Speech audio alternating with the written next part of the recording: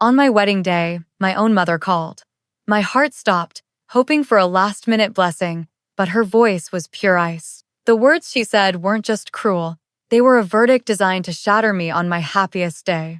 My name is Linda, and I want to tell you about the day my old life ended and my real one began. It was my wedding day, a mild October afternoon in Charleston. I was standing in a small anteroom off the garden, the scent of magnolias and damp earth filling the air.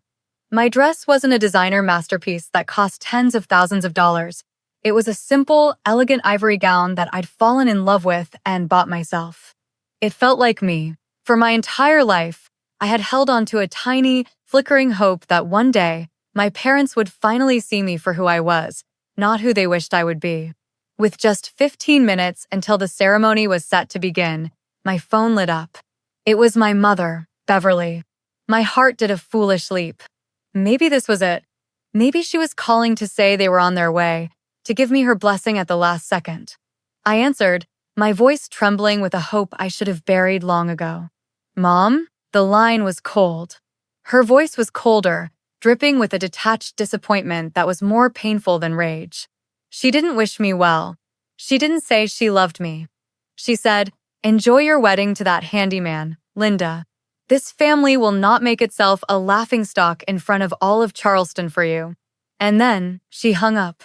The silence that followed was louder than any scream. It was the sound of a lifetime of trying, of hoping, of failing, all crashing down in one brutal, final moment. That single sentence was the culmination of 30 years of being the other daughter, the quiet disappointment. If you've ever felt like the forgotten one in your family, the one whose choices were always questioned, just type the city you're watching from in the comments below. Let's see how far this story of quiet strength reaches. My mother's words were meant to be an executioner's sentence, a final judgment on the life I had chosen. They were designed to break me, to make me feel so small that my own wedding would feel like a funeral. And for a moment, sitting there in my simple ivory dress, they almost succeeded. But what my parents, Howard and Beverly, in their perfectly manicured world, could never understand was that their rejection wasn't an ending. It was an ignition. They had no idea that just a few weeks later, a single photograph I sent to their phones would have them calling me over and over, their voices filled not with cold disdain, but with pure, unadulterated panic. Before I reveal that picture and the devastating truth it held, you need to understand the world they built. You need to understand the kingdom of appearances where they were king and queen. Our family history is rooted deep in the swampy, humid ground of Charleston high society, a place where what people thought of you was more real than who you actually were. To understand why that one photo could dismantle their entire empire of pride, you first have to see the cracks in the foundation they laid for me and my sister. This is one of those family revenge stories that isn't just about getting even, but about reclaiming your own narrative from those who tried to write it for you. So let me know. In your family, were you the fixer or the star? Type fixer in the comments if you were always the responsible one who had to earn everything, or star if you were the one they always celebrated. I really want to see the dynamic in our community here. Growing up in our historic Charleston home, south of Broad, I learned early on that there were two kinds of daughters in my parents' world. There was the showpiece and there was the project. My younger sister, Diane, was the showpiece. She was effortlessly charming, beautiful, and navigated the treacherous currents of Charleston society like she was born to it. I was the project, smart, quiet, and always slightly out of step, more comfortable in a library than at a garden party. The ultimate proof of this divide came the year we both turned 18. For Diane, my parents threw the event of the social season, her debutante ball. They spent a fortune. I later found out it was over $50,000 on a custom-made white satin ball gown and her presentation to society at the exclusive St. Cecilia Ball, an institution so old and revered it was practically Charleston royalty. My father, Howard, walked her onto the floor, his face beaming with a kind of pride I had never seen directed at me. My mother, Beverly, watched from the sidelines, dabbing a single, perfect tear from her eye as if witnessing her greatest achievement. That same year, I was named a National Merit Scholar, a distinction that less than 1% of high school seniors achieve. I came home with the official certificate, my hands shaking with my own quiet excitement. My father glanced at it, nodded, and said, "Good. That will look excellent on your college applications." My mother's gift to me was a $1,000 US savings bond. "This is a sensible investment in your future, Linda," she'd said, patting my hand. The message was clear. Diane's existence was a victory to be celebrated, while my achievements were merely practicalities to be managed. So, I leaned into the role they gave me. I became the practical daughter. While Diane prepared for a life as a Charleston socialite, I packed my bags. I chose a university 800 miles away, a place where my family's name meant nothing. It was the most freeing decision I had ever made. While Diane's sorority dues and European shopping trips were funded by a generous trust fund, I worked my way through school. I waited tables, I shelved books in the campus library for 20 hours a week, and I studied until my eyes burned. I graduated with top honors in finance, landed a competitive job at a firm in Atlanta, and slowly, painstakingly, built a life that was entirely my own. My first apartment was a tiny third-floor walk-up with questionable plumbing, but every mismatched piece of furniture inside was paid for with my own money. It was my sanctuary. Phone calls home became a predictable, hollow ritual. They'd ask a polite, detached question about my job, and then the conversation would inevitably pivot. "Oh, that's nice, dear. Did we tell you Diane is chairing the junior committee for the Spoleto Festival this year? She met the most wonderful man." I learned to stop expecting more. I realized their approval was a currency I could no longer afford to trade my self-respect for. I was creating my own definition of success, one not measured in society page headlines, but in quiet integrity and hard-won independence. If you've ever had to fight to be seen for who you truly are, not who your family expected you to be, then this space is for you. Subscribe and join a community of people who know that building your own life is the greatest victory. After 7 years in Atlanta, a promotion I couldn't refuse brought me back to South Carolina. Not to my parents' world, but to my own corner of Charleston. I used my savings to buy a small, neglected apartment in a beautiful historic building on a quiet downtown street. It wasn't grand, but it was mine. It was my own project, a piece of Charleston's history I could reclaim on my own terms, far from the grand mansions south of Broad. For the first time, I was happy there, truly content in the life I had built piece by piece. And then, Hurricane Leo hit the coast. The storm itself was terrifying, but the aftermath was heartbreaking. A massive oak limb had torn a hole in the roof above my unit, and days of relentless, driving rain had poured in. The beautiful, 100-year-old plaster on my living room walls had buckled and collapsed, and the original heart pine floors were warped and dark with water stains. Contractor after contractor came and went. Most of them just shook their heads, talking about demolition, suggesting I cover the historic damage with cheap drywall and laminate flooring, essentially strip the apartment of its soul. I was starting to lose hope. Then, my elderly neighbor gave me a number scribbled on a napkin for a man she called a building whisperer. His name was James, but he told me on the phone, "Please, just call me Jim." He didn't walk in with a clipboard and a sales pitch. He walked in with a quiet respect, his eyes scanning the damage with a thoughtful intensity. He ran his calloused hands over the warped floorboards and gently touched the crumbling plaster. "This place has good bones," he said, his voice calm and steady. "It just needs someone who knows how to listen to it." And listen to it, he did. For the next few weeks, as he and his small, dedicated crew worked, my apartment became a classroom. Jim didn't just talk about costs and timelines at first.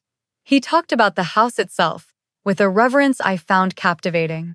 He showed me how the original builders in the 1882nd had used a lime-based mortar that was designed to breathe with the intense, oppressive humidity of the Lowcountry. He explained that using modern cement, like every other contractor had suggested, would have trapped moisture and slowly rotted the building's cypress frame from the inside out.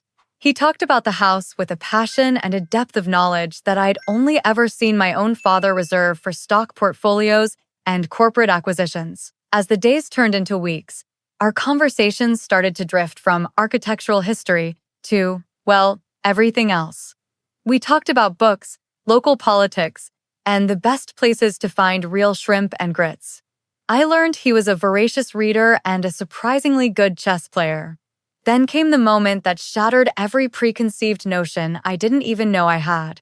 One evening, I was hunched over my laptop at my makeshift kitchen table, stressing over a complex risk analysis model for work. He came over with 2 cups of tea, glanced at my screen, and, after a moment, said, "Your standard deviation on that variable looks a little tight. Did you account for the nonlinear impact of the new federal interest rate policy?" I just stared at him, my mouth slightly open. This handyman, this restorer of old houses, had just pointed out a sophisticated flaw in my financial model that 3 of my colleagues had missed all week. It was then that I realized I wasn't just impressed by him. I was falling for him completely. After 3 months of dating, of quiet dinners and long walks along the Battery overlooking the harbor, I knew it was serious.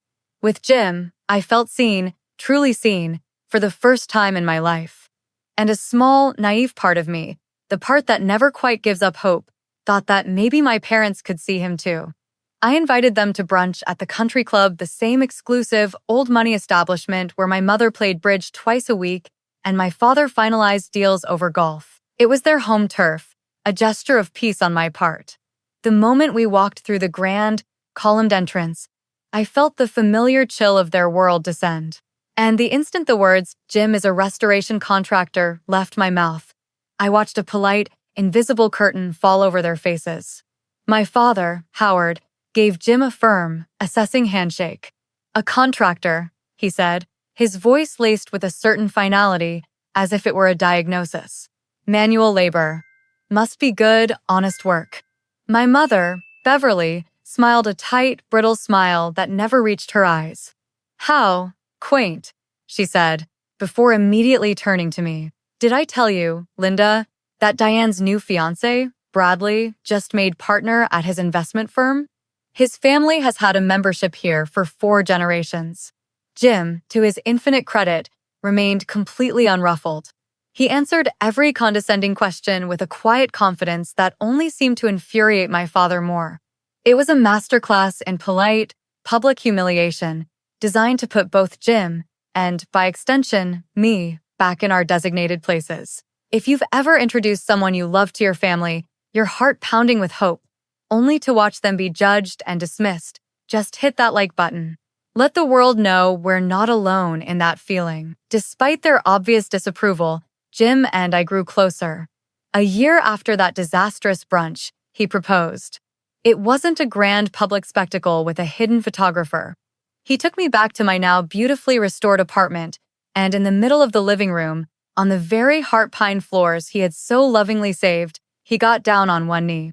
It was simple, it was real, and it was perfect. When I called my parents to share the happy news, my announcement was met with a long, heavy silence on the other end of the line, finally broken by my mother's tired sigh. "Linda, are you absolutely sure about this?" she asked, her voice dripping with false concern. "A man in his line of work. What kind of future can he really provide you?" There was no congratulations. Just calculation. 2 weeks later, my sister Diane announced her engagement to Bradley. The reaction was explosive. My parents threw them an engagement party for 200 people at Middleton Place, one of the grandest and most historic plantations on the Ashley River.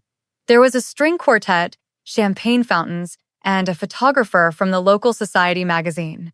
Jim and I were invited, of course. We were seated at a table in the back, near the kitchens. The final, crushing blow came during the toasts. My father stood, raised his champagne flute, and proudly announced he had set aside $250,000 for Diane's wedding. "Only the best for our star," he boomed, beaming at Diane. A few weeks prior, when I had mentioned that Jim and I were planning a small garden ceremony, my mother had smiled that tight, brittle smile and said, "Well, I suppose that's appropriate, given your circumstances." The message wasn't just in the comparison, it was in every single dollar sign. The months leading up to Diane's wedding were a blur of cake tastings and floral arrangements, a whirlwind of extravagance that I was expected to witness, but never truly be a part of. It was during a Sunday dinner at my parents' house, another night dedicated to Diane's seating chart, that it happened. Bradley stepped out onto the veranda to take a business call, his voice low and confident. I had gone to the kitchen to refill a water pitcher, and through the open French doors, I heard him clearly. "Look, I don't care about the Historical Commission's preliminary report," he said impatiently into his phone. "Just get the demolition permits pushed through before they can file an injunction. We'll pay the fine later. It's just the cost of doing business." My blood ran cold. He was talking about gutting a landmark building, the very opposite of everything Jim had taught me to respect.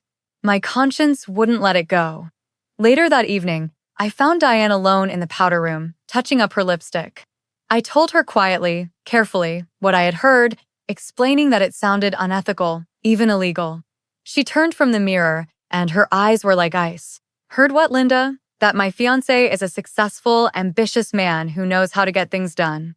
She let out a small, cruel laugh. "You know, I almost feel sorry for you.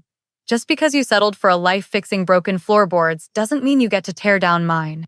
She made me feel like the villain for trying to protect her. It was the moment I realized I wasn't just the practical daughter. I was the designated scapegoat. "I need to know if anyone else has been there. Were you the one who always saw the red flags nobody wanted to see?" Type truth in the comments if you've ever been punished for being the one to speak up. After Diane's massive, society page wedding, a spectacle of ice sculptures and designer everything, our own day felt like a quiet, cleansing exhale. Our wedding was 2 months later, on a perfect October afternoon. We chose a small, historic public garden downtown. No plantation, no string quartet. Just 70 of our closest friends, the people who had actually been a part of our real lives, the ones who loved us for who we were, not what we were worth. I did send my parents a formal invitation. A foolish, stubborn part of me knew they wouldn't come, but the little girl inside me, the one who still wanted a mom and a dad, couldn't help but hope. I kept glancing at the 2 empty chairs in the front row as I was getting ready. 15 minutes before I was supposed to walk down the aisle, my phone rang. It was my mother, Beverly. My heart hammered against my ribs, a wild drum of hope and dread. "Mom?" I said, my voice barely a whisper. Her own voice was flat, devoid of any warmth, as if she were canceling a dentist appointment. "Linda, I'm just calling to make it perfectly clear. We will not be attending. Your father and I have a reputation to uphold in this city." I could hear the faint clinking of ice in a glass in the background. I whispered, "But it's my wedding day." And that's when she delivered the final blow, the words you heard at the very beginning of this story. "Enjoy your wedding to that handyman, Linda. This family will not make itself a laughingstock in front of all of Charleston for you." And she hung up. In the silence that followed, I finally understood. The hope I'd carried for 30 years finally died right there. It wasn't just a rejection, it was an amputation. They had cut me out of the family portrait for good. For a moment, I almost broke. The tears streamed down my face, ruining makeup I'd spent an hour applying. But then I looked up and saw Jim standing in the doorway, his eyes filled not with pity, but with a fierce, unwavering love. A strange calm washed over me. My parents had made their choice. Now, I would make mine. I wiped my eyes, fixed my makeup, and walked down that aisle into the arms of the man I loved. Our wedding was beautiful, filled with real laughter and joy, a world away from the stiff formality I'd grown up with. And then, a few weeks after our quiet honeymoon, the perfect opportunity didn't just knock, it rolled out a red carpet. Jim was invited to the National Preservation Awards Gala in Washington, D.C. He was being honored for developing a revolutionary, non-invasive technology for reinforcing historic foundations, the very technology he had perfected while saving my apartment. He had kept his work quiet for years, wanting to prove its success before seeking investors. The official photo from the event was poetic justice. It showed Jim on stage, looking confident in a sharp tuxedo, shaking hands with a world-renowned architectural historian, a man my father had quoted in articles and admired from afar for years.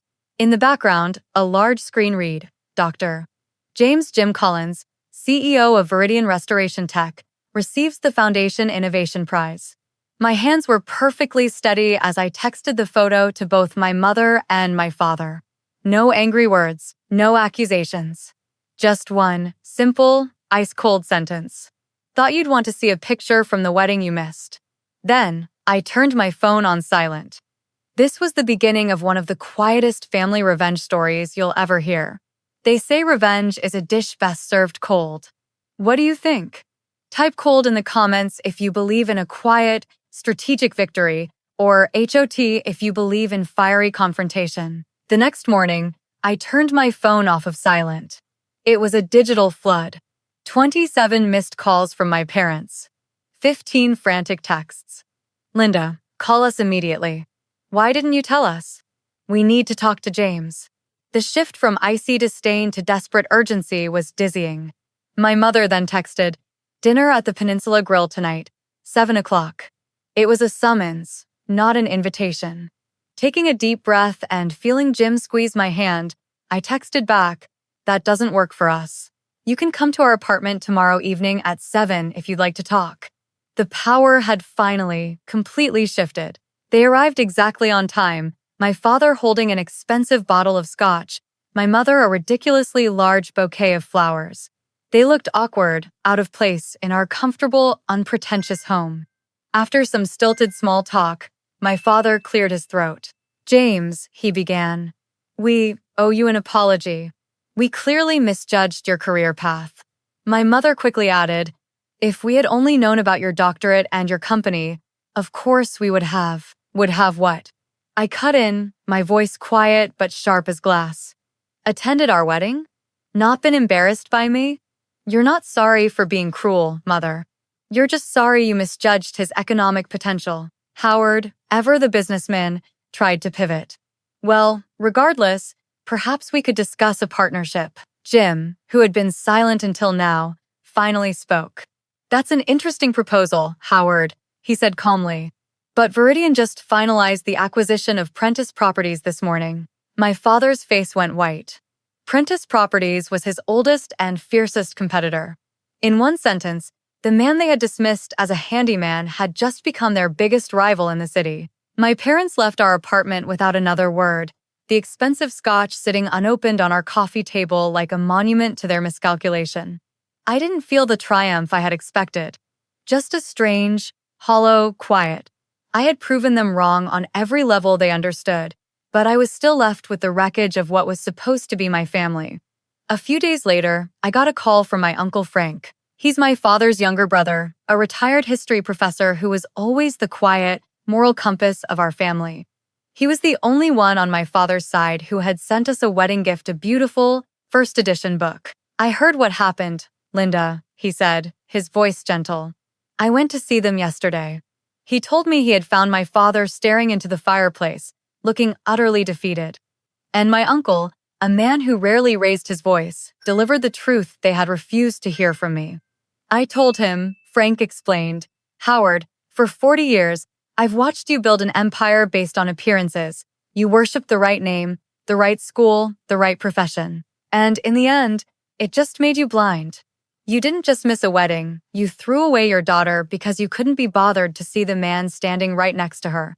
Now that handyman has built something even you can respect, and it's not a success that's humiliating you. It's your own colossal, staggering failure as a parent. Hearing his words repeated back to me, I started to cry, but this time, they were tears of pure relief. Someone else saw it. Someone else understood.